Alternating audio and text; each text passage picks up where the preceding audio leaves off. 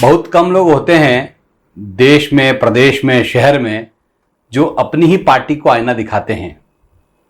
बहुत कम लोग होते हैं जो स्पष्ट कहते हैं, तीखा कहते हैं, सच कहते हैं। ऐसी शख्सियत आज हमारे साथ है, भाजपा के वरिष्ठ नेता सत्यनारायण सत्तन। सत्तन जी, आपका बहुत बहुत स्वागत है।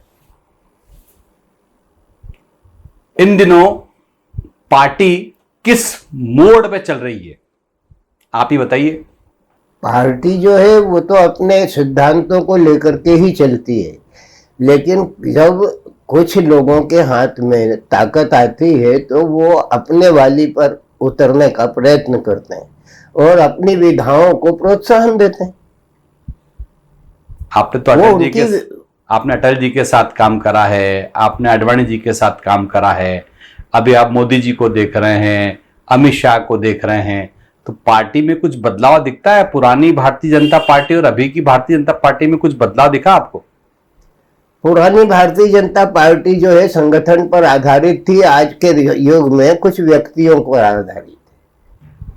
क्यों हुआ ऐसा? क्यों इतनी बड़ी पार्टी, इतनी विशाल पार्टी, विश्व की सबसे बड़ी पार्टी लोगों के अधीन हो गई, कुछ चेहरों के अधीन हो गई? विचारवान लोग जो होते हैं वो अपने आप को सर्वे सर्वा मानते हैं और उनके विचारों पर चलने का अनुमोदन वो अपने अनुयायियों को करते हैं, इसलिए ये व्यवस्था हो जाती है।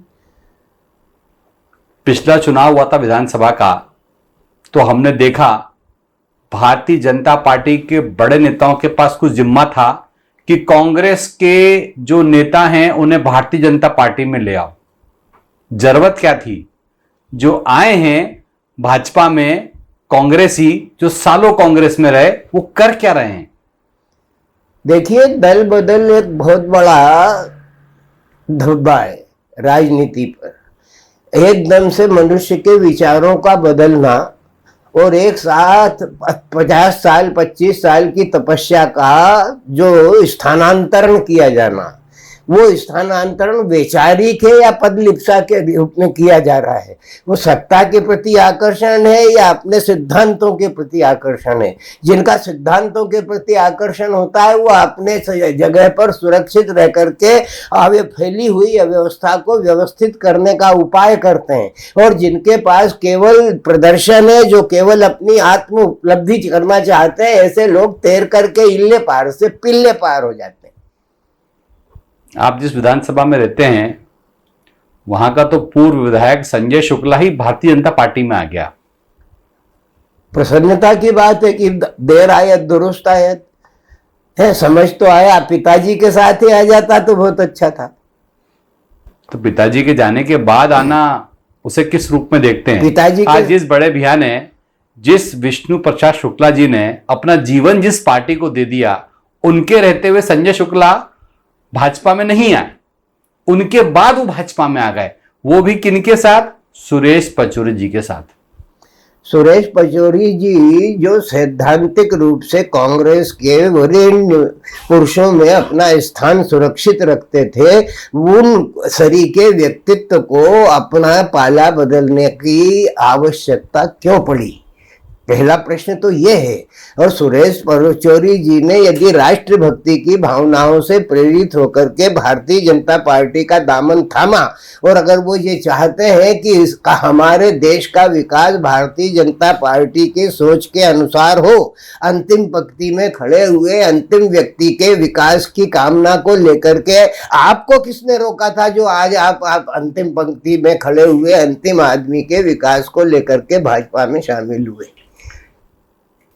गुरुजी, कई भाजपा के जो कार्यकर्ता हैं, जो सालों से भाजपा में काम कर रहे हैं, उनका दर्द है कि कई कांग्रेस के नेता भाजपा में तो आ तो गए हैं, तो उनको जो मिलना चाहिए, जो कार्यकर्ता मूल कार्यकर्ता है, उनका दर्द है कि इनकी जरूरत क्या है, इनसे हम लड़े जीवन भर और पार्टी को खड़ा करा, आज पार्टी इन्हीं को वापस ले लेती है, तो हम लड़े किससे?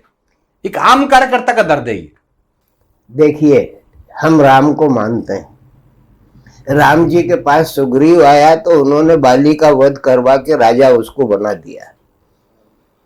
विभीषण आया तो उसके भाई का वध करके विभीषण को लंका का राज दे दिया।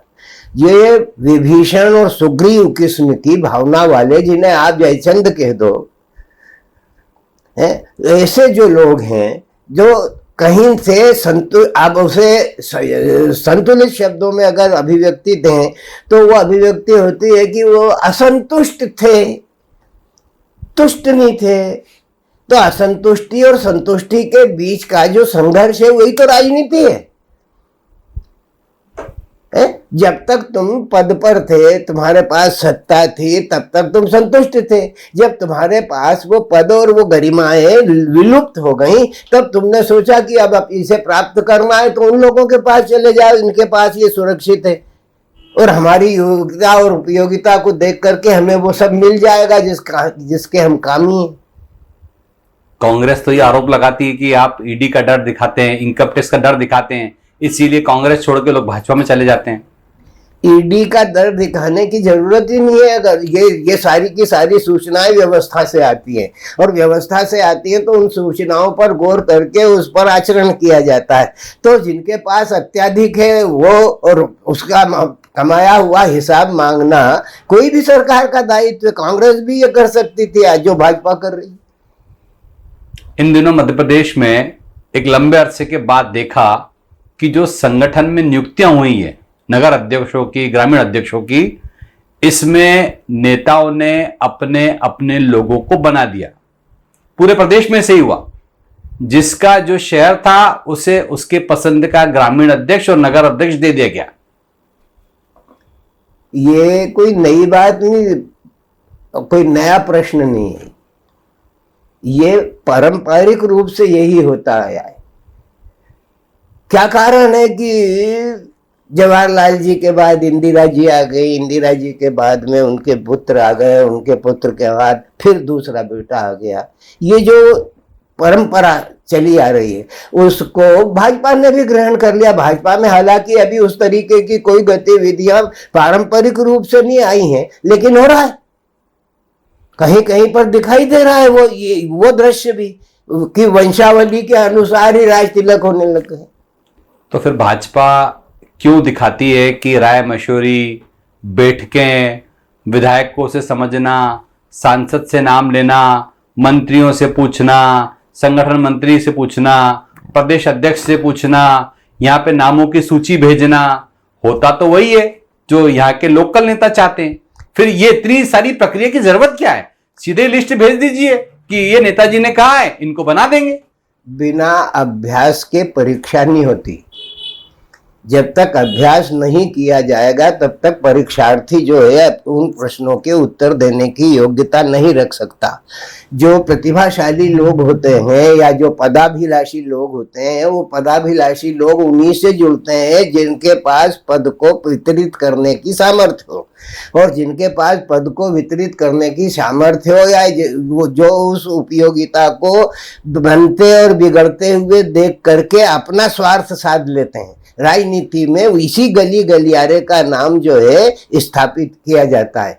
और भारतीय जनता पार्टी में तो ये देखा जाता है कि इसकी सेवा कितने वर्ष की है और इसका कार्यकाल कैसा है, इसने कितनी सेवाएं की हैं, किन किन आंदोलनों में भाग लिया है, ये हमारा निष्ठावान कार्यकर्ता है या नहीं। ये अटल बिहारी वाजपेयी जी के रहते हुए ये सारी की सारी कार्यवाहियां की जाती थी। आज 75 साल के बाद में प्रधानमंत्री बनकर के बैठना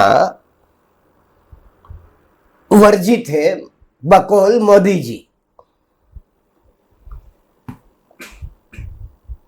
अब आगे की स्थिति आप देखो, कितने वर्ष किसके पास बचे शेष। पर इंदौर में भी एक महिला नेत्री काफी सुमित्रा महाजन जी थी। सुमित्रा महाजन जी ने इंदौर में कई बार आवाजें उठाई। 75+ वाला फार्मूला तो उन पर भी लागू हुआ। जब से उन पे 75+ का फार्मूला लागू हुआ है, तब उसके बाद उन्होंने भी इंदौर को लेके अपनी रुचि छोड़ दी। कभी कभार ताई कुछ बोल देती हैं, चिट्ठी लिख देती हैं, पर जो पहले की ताई थी, जो पद पे थी, सांसद थी, तो इंदौर के लिए लड़ती थी। आज भी लड़ती हैं।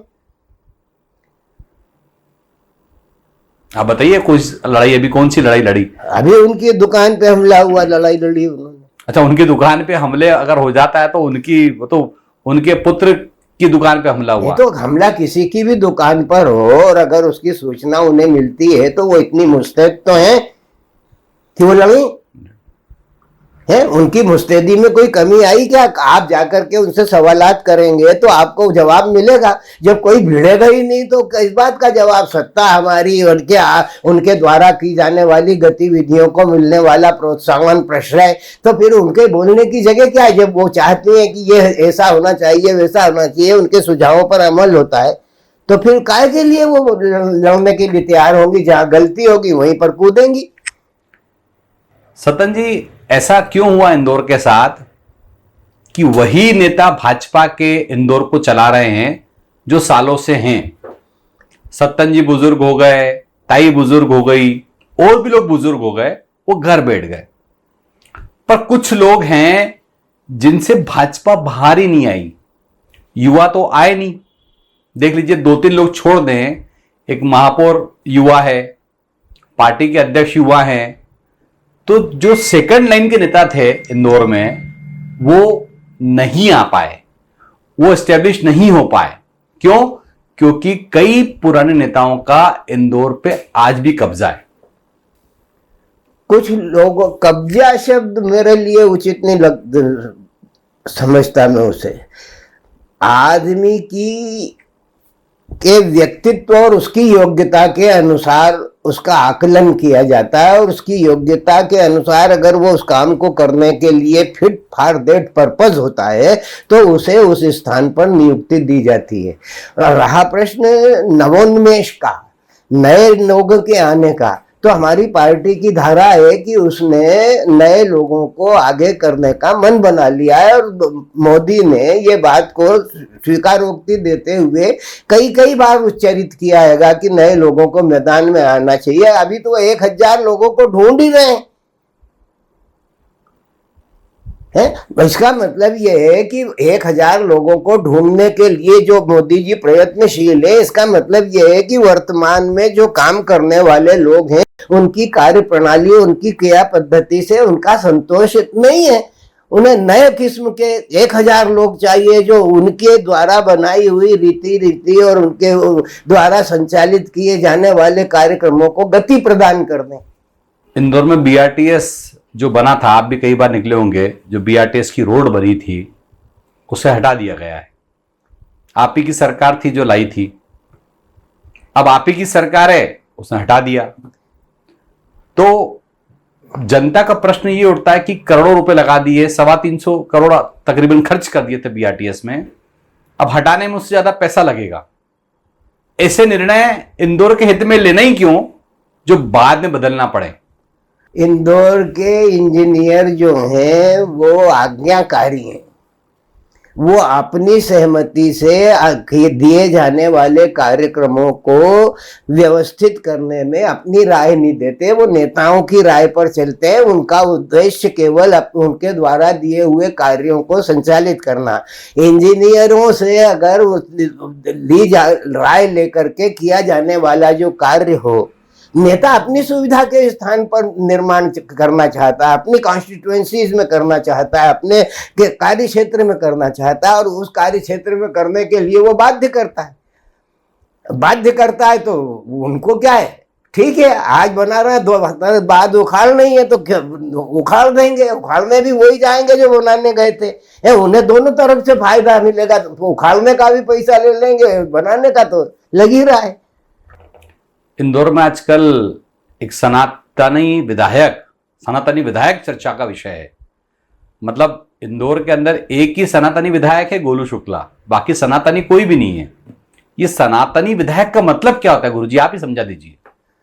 अब ये सनातन धर्म की को लेकर के जो सनातनी भावनाएं लेकर के जो चलने वाले लोग हैं, धर्म, कर्म, उपासना, इन सब की मान्यताओं को पूर्ण रूपेण शास्त्र भावना से स्वीकार करने वाला जो व्यक्तित्व है वो सनातनी।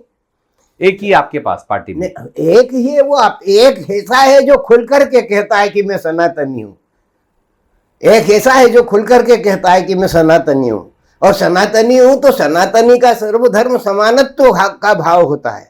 सर्वे भवन्तु सुखिनः सर्वे सन्तु निरामया का भाव होता है। सनातन धर्म यही है कि जो परहित सरिस धर्म नहीं भाई, पर पीड़ा सम नहीं अधमाई। दूसरे को सुख पहुंचाने से बड़ा कोई उच्च कार्य नहीं है और दूसरे को दुख पहुंचाने से बड़ी कोई नीचता नहीं है।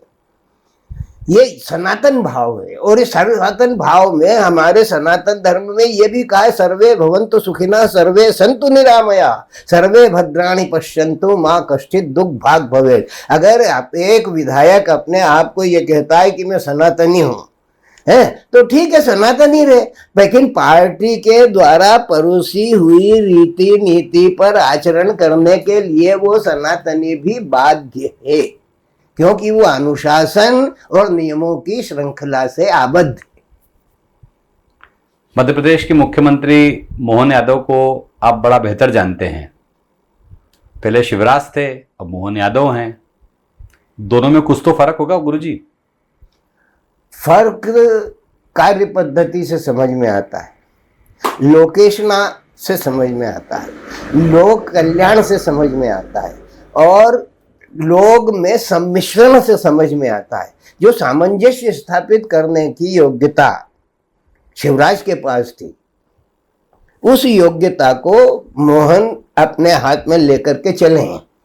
उनका कार्यकाल अभी कोई लंबा नहीं हुआ, 1 वर्ष ही हुआ है उनको कुल मिलाकर के काम करते हुए, और इस बीच में उन्होंने अपने संपर्क सूत्रों को जनता से जोड़ने के निरंतर प्रयास किए हैं। वो प्रयास कितने सफलीभूत होते हैं ये उनके द्वारा दिए जाने वाले निर्देशों को प्रचारित करने वाले उन तत्वों पर निर्भर करता है जो सूत्र जनता के बीच में जाकर के उन भावनाओं को विधिवत रूप से रोकते। जब महापौर का चुनाव हो रहा था तो कहा जा रहा था कि सत्तन गुरु को भी महापौर का टिकट देना चाहिए, सत्तन गुरु को भी चुनाव लड़ाना चाहिए।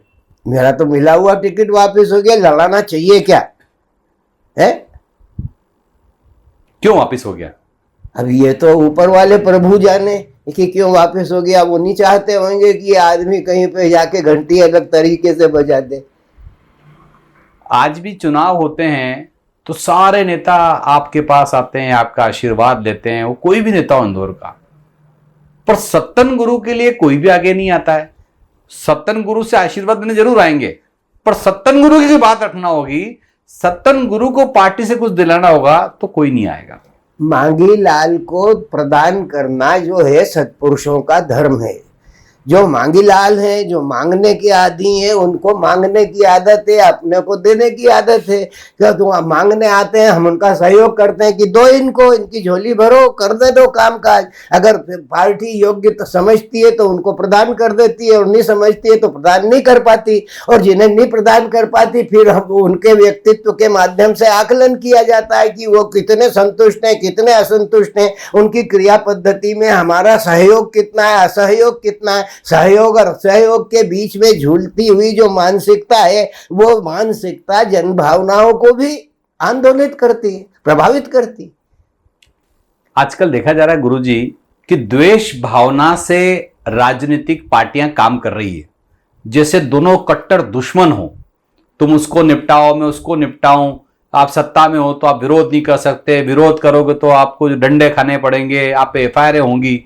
तो जो ये बदले की भावना की राजनीति होने लगी है, इसे कितना सही मानते हैं आप? ये मनुष्य का स्वभाव है, संचारी भाव है। जो एक दूसरे के सहयोगी थे वो एक दूसरे के सहयोगी रहते हुए भी एक दूसरे के परस्पर प्रतिस्पर्धी क्यों हो जाते हैं? क्यों हो जाते हैं? क्योंकि उनकी वैचारिक जो है, उनकी जो वैचारिक एकता थी, उसमें कहीं ना कहीं खलल पड़ता है, कहीं ना कहीं उनके स्वार्थ में खलल पड़ता है।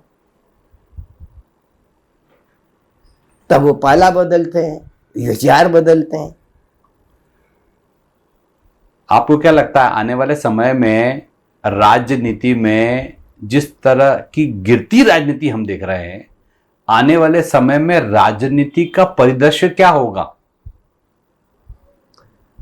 अब ये तो राजनीति के परिदृश्य को चित्रित करने वाले जो चित्रकार बैठे हुए हैं, जो अपने आप को नीति निर्देशक मानते हैं, उनकी भावनाओं और उनके क्रियाकलाप और देश की, समाज की और क्षेत्र की परिस्थितियों को देख करके राजनीति का निरूपण किया जाता है कि यहाँ से फायदा होगा। अब माता बहनों की इज्जत का प्रश्न आया तो उसको खूब सम्मान मिला, लाडली लक्ष्मी से लगा करके, और जो बहना तक को जो दे दे करके और जो वोट लिए गए, तो क्या आप उसे उचित मानते हो क्या? ये तो पहले नीचे से पैसे दिए जाते थे चुनाव के वक्त में, अब खुले में ही दे देते हैं। तो अब पैसे लेकर के भी वोट दे आदमी तो लगता है ना कि व्यापार हो गया, चुनाव थोड़ी है। चुनाव योग्यता के मानदंड हैं, लेन देन के थोड़ी है। नीतियों के, नियमों के, समाज के, संसार के, व्यक्तिकता के, संस्कृति के, उसके विकास की यात्रा है चुनाव। उसमें ऐसे व्यक्ति का निर्वाचन करना चाहिए जो राष्ट्र के लिए, समाज के लिए समर्पित हो। सतन जी, पहले आडवाणी जी और अटल जी की भाजपा थी, उसके बाद मोदी जी और शाह जी की भाजपा है। अब आने वाले समय में अब कौन सी नई भाजपा होगी? भाजपा सबकी भाजपा है। जो भारतीय जनता पार्टी की विचारधारा से सहमति रखता है वो भाजपा में रहने की योग्यता रखता है। उसका आह्वान भी है, उसका स्वागत भी है। अब रहा प्रश्न आडवाणी जी और अटल जी की भाजपा थी, तो आडवाणी जी और अटल जी की जो राजनीतिक यात्रा थी, वो राजनीतिक यात्रा जनसंघ से लगा करके जनता पार्टी में होते हुए भाजपा तक पहुंची हुई यात्रा थी। उन्होंने कभी भी दल बदल में विश्वास नहीं किया, अपनी पार्टी की एक रूपता को बनाए रखने में विश्वास किया और अपनी पार्टी की एक रूपता को ध्यान में रखते हुए उसके विकास की यात्रा की। भैया, भारतीय जनता पार्टी एकमात्र ऐसी पार्टी है जिसने अपने निर्माण के साथ ही, अपनी निर्मित के साथ ही एक राष्ट्रीय अधिवेशन किया 1980 में बंबई में। उसके बाद 1990 में एक अधिवेशन किया उसी बंबई में। तो अधिवेशन करके अपने कार्यकर्ताओं को एकजुट होकर के अपनी रीतियों को और अपने अनुशासन को प्रतिबद्धता के साथ जीने का संदेश दिया और अपनी क्रियाओं को उनके सामने रख दिया कि हमें इस ट्रैक पर अपना आचरण निर्धारित करते हुए आगे बढ़ना है। वो आचरण के बाद अब तीसरा अधिवेशन आज तक नहीं हुआ है। जब तक अटल जी थे तब तक ये 2 अधिवेशन समूल भारतवर्ष में हुए। मोदी जी के आने के पश्चात कोई इस तरीके की सामूहिक गतिविधि या अधिवेशनात्मक कार्यवाही जो है आज तक नहीं संचालित हो पाई है। जब तक कार्यकर्ता को बैठा करके वैचारिक रूप से तैयार नहीं किया जाता, तब तक राष्ट्रीय भावनाओं, राष्ट्रीय चेतना और राष्ट्रीय कार्यक्रमों को यथोचित रूप से श्रृंगारित नहीं किया जा सकता, व्यवहारित नहीं किया जा सकता। जितने भी पार्टी के कार्यकर्ता होते हैं, छोटा कार्यकर्ता हो, बड़ा हो, संगठन में हो, विधायक हो, सांसद हो, महापौर हो, सबको पार्टी से कुछ न कुछ चाहिए। उसी में लगा रहता है कि मैं पार्टी के लिए कुछ भी काम करूंगा, मुझे मिलेगा, नहीं मिलेगा। पर इन दिनों जो एक व्यवस्था पार्टी की बन गई है, हर किसी को मिल नहीं सकता। पार्टी बहुत बड़ी हो चुकी है, तो कार्यकर्ता कहते हैं कि हम क्या जीवन भर दरी ही उठाएंगे? कभी पैराशूट से कोई आ जाता है, कभी किसी दूसरे विधानसभा में रहने वालों को टिकट दे देती है पार्टी, कभी अचानक से नगर अध्यक्ष को नया आ जाता है। जब संगठन की बात, तो संगठन में ऐसे ऐसे नाम आते हैं, सुने नहीं होंगे आपने। तो ये जो एक परंपरा चालू हो चुकी है, तो एक कार्यकर्ता के मन में हमेशा प्रश्न होता है कि मेरा क्या होगा। उपयोगिता विकास और उपयोगिता ह्रास 2 नियम काम करते हैं। उपयोगिता के विकास के लिए कुछ लोगों को छांटा जाता है और उपयोगिता के ह्रास में होते हुए किस लोगों को काटा जाता है। जैसे कीमतों के साथ होता है, एक वस्तु के दाम बढ़ते हैं, दूसरी के घट जाते हैं। तो ये जो उतार चढ़ाव की राजनीति है, उपयोगिता विकास क्रम और उपयोगिता ह्रास क्रम। तो आज वैयक्तिक रूप से जो समस्या ज्वलित हमारे सामने खड़ी हुई है, उसके प्रति सावधानी से विचार करते हुए आचरित होना, वो उस पर काम करना शुरू कर देती है राजनीति। वो विकास नियम है। और जहां पर उनको हानि दिखती है वो उस नियम को काट करके उसकी याद करना छोड़ देती है। जितनी भी पार्टी सत्ता में है, कई राज्यों में अलग अलग पार्टी सत्ता में रही है। जैसे आप पार्टी दिल्ली में थी तो वो मान चुकी थी कि वो कभी हटेगी नहीं। वही हाल भाजपा का है कि भाजपा भी मानती है कि हमारी सरकार सालों साल रहेगी। अगर 60 साल कांग्रेस ने राज किया है तो हम तो 120 साल कर ही लेंगे। कांग्रेस भी यही मानती है कि जब हमारा राज जहां पे है वो हमारा ही रहेगा। और दूसरा, पार्टी के नेताओं में डर नहीं रहा।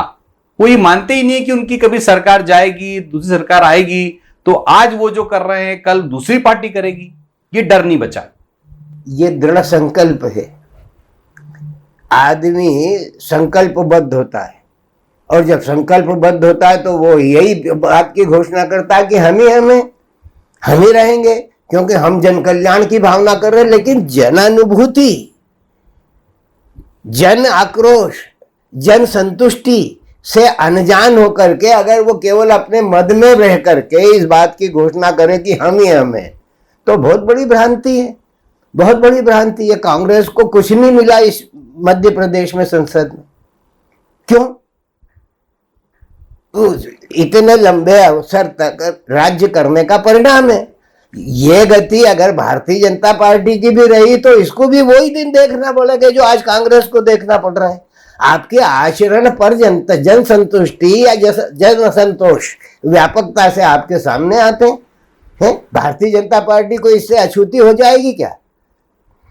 एक पक्ष को अगर आप निरादृत करेंगे और दूसरे को सम्मानित करेंगे तो भी प्रजातंत्र कहाँ है? ये इस गंभीर बात को समझना पड़ेगा। सतन जी, पहले तो इंदौर में ताई और भाई गुट था। अब ताई गुट तो रहा नहीं, अब सिर्फ भाई हैं। तो भाई से लड़े कौन? नहीं तो भाई के तो गुट कभी सब टूटा ही नहीं है। ताई और भाई का गुट बलि टूट गया। ताई और भाई के गुट के बीच में जो भी कुछ था वो आप जानते हैं, समाज जानता है। और समाज जानता है तो आज उनमें से एक ठंडा है, एक गर्म है। पर इंदौर की जो लड़ाई तो खत्म हो गई, जो इंदौर के लिए लड़ते थे ताई और क्या भाई। चाहते हैं कि इंदौर लड़ता रहे या भाजपा लड़ती रहे? नहीं, इंदौर के नेता तो कम से कम इंदौर के लिए लड़े। ये इंदौर के लिए तो वो भी लड़ते थे, ये भी लड़ रहे हैं। लड़ेंगे ही सही। और आज लड़ने का कोई काम ही नहीं है। तो सत्ता में है, शासन में है, आदेश दे के सुधरवा सकते हैं। पहले तो वंदे मातरम, भारत माता की जय, और हमारी मांगे पूरी करो और हमारी बात मंजूर करो, इस बात के लिए बड़े बड़े जुलूस निकलते थे। हम तो उस जमाने के लोग हैं जब कुल मिलाकर के शहर में 60 आदमी एक झंडा लेकर के जाते थे और लोग हम पर हंसते थे कि ये भारतीय जनसंघ का दिया दरिया देखो, ये चाय की प्याली में तूफान। और हमारा संकल्प था कि हम बदल के दिशा बदल करके रहेंगे। तो कितनी ठोकरें खाई हैं, कितने कष्ट हो गए हैं, कितनी लड़ाइयां लड़ी हैं। गोवा आंदोलन से लगा करके कश्मीर आंदोलन तक हमारे जो कार्यकर्ताओं ने संघर्ष किया है, उसके परिणाम, उसके परिप्रेक्ष्य में लोगों के विश्वास की प्राप्ति की है उन्होंने। और उसकी प्राप्ति में अगर कोई को हम पूर्ण रूपेण किसी को ये श्रेय दे सकते हैं तो एकमात्र अटल बिहारी वाजपेयी को दे सकते हैं। उन्होंने आज से तू हिमालय संपूर्ण भारतवर्ष में घूम घूम करके हमारी भावनाओं का प्रचार किया। और वो ऐसे लोकमान्य नेता थे जिन्हें सुनना सभी पसंद करते थे। उनके चरित्र में किसी प्रकार की कोई विसंगति नहीं थी। उनका कथ्य और कर्म एक साथ दिखाई देता था। यहाँ तक कि विरोधी भी उनकी प्रशंसा करते थे। ऐसा व्यक्तित्व आज की राजनीति में दिखाई नहीं पड़ता। भाजपा के वो तमाम कार्यकर्ता सत्तन गुरु से सुनना चाहते हैं कि उनका भविष्य क्या होगा। बदलती भाजपा में एक आम कार्यकर्ताओं में बहुत चिंता है कि उनका क्या होगा। दूसरी पार्टी के भी लोग आ रहे हैं, उन्हें भी कुछ न कुछ चाहिए। जो इस पार्टी में काम कर रहे हैं उन्हें भी कुछ न कुछ चाहिए। आखिर क्या होगा उन कार्यकर्ताओं का जो जीवन भर से भारतीय जनता पार्टी में काम कर रहे हैं? जैसा पूर्व में कार्यकर्ताओं के साथ होता आया है वैसा ही उनके साथ होगा। उनकी आकांक्षाओं के वृक्ष में फल लगे ये कोई जरूरी नहीं है। उनकी मान्यताएं जो हैं सुपूजित हों ये कोई जरूरी नहीं है। मान्यताएं उनकी ही सुपूजित होंगी जो वहां पर अधिकार बना करके बैठे हुए हैं, जो पदाधिकारी हैं, जो नीति निर्माता हैं और उन ऐसे लोगों के जो प्रिय हैं। श्रेय और प्रेय, ये मेरा प्रिय है और मेरा प्रिय है तो इसको श्रेय मिलना चाहिए। तो ये श्रेय और प्रेय की जो राजनीति का क्रम है ये आज से नहीं चल रहा है, ये राजनीति की बहती हुई धारा है कि मेरे पट्टे को श्रेय मिल जाए और वो मेरे अंडर में रहे, मैं जो चाहूं वो हो जाए। राजनीति यही करती है, जिनके पास सत्ता होती है वो यही करते हैं। भाजपा उससे अछूती है क्या? आप यही सुनना चाहते हैं? और मुझे कहने में कोई गुरेज भी नहीं है कि कोई भी राजनीतिक दल हो वो श्रेय और प्रेय की राजनीति से अछूता नहीं रह सकता। वो श्रेय भी लेगा और प्रेय को भी बिठाएगा, अपने प्रिय का ही राज तिलक करेगा। है, राम जी सबके प्रिय थे, मंथरा के नहीं थे, राज तिलक रुक गया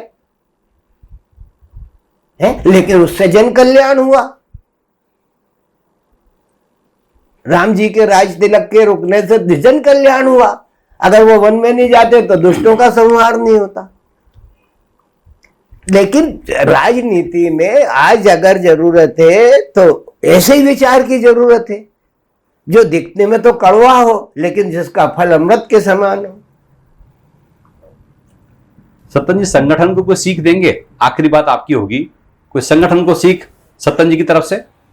संगठन को सत्ता को, सरकार संगठन को सीख देने वाले नागपुर में बैठे हुए हैं, संगठन को सीख देने वाले दिल्ली में बैठे हुए हैं, संगठन को सीख देने वाले भोपाल में बैठे हुए हैं, संगठन को सीख देने वाले यहाँ पर इंदौर के कार्यालय में बैठे हुए हैं। वो एक नीति निर्देश दिल्ली से निकल करके आता है, वो विधायक में बढ़ जाता है, वो सीख है। और कार्यकर्ता जो है वो फौजी सिपाही की तरह होता है, वो आए हुए आदेश का पालन करने के लिए जुट जाता है। वो उसको आगा पीछा विचार करने की कोई जरूरत नहीं होती। आदेश संगठन होता है। संगठन की परिधि को कूद करके जो चले जाते हैं वो दल बदलुओं की श्रेणी में आ जाते हैं। उन जो विचारवान लोग होते हैं वो सहयोग नहीं करते हैं, घर बैठे रहते हैं, लेकिन असहमति का भाव अभिव्यक्त नहीं करते। ऐसे दब्बू लोग भी होते हैं जो जिनको बुरा लगता है कि ये रीति ठीक नहीं है, लेकिन उसके बावजूद भी वो कहने से चूक जाते हैं, बोलते नहीं। इससे राष्ट्र हित नहीं होता, समाज हित नहीं होता, व्यक्ति हित में चुप हो जाते हैं। तो राष्ट्रहित और व्यक्ति हित के बीच की लड़ाई तो आज से थोड़ी गई है, राजनीति में शाश्वत है। जो योग्यता रखने वाले लोग हैं, जो निष्पक्ष भाव से अपने मानदंडों को जीते हैं, ऐसे लोग जो हैं वो अलग थलग कर दिए जाते हैं। सत्तन जी कई कड़वे सवाल थे, करो। और वाकई में आपको पूरा हक है कि अपनी पार्टी को नहीं सभी को आईना दिखाना। आपका बहुत बहुत धन्यवाद, आपने हमसे विशेष चर्चा की। आप लगातार देखते रहिए HBTV न्यूज।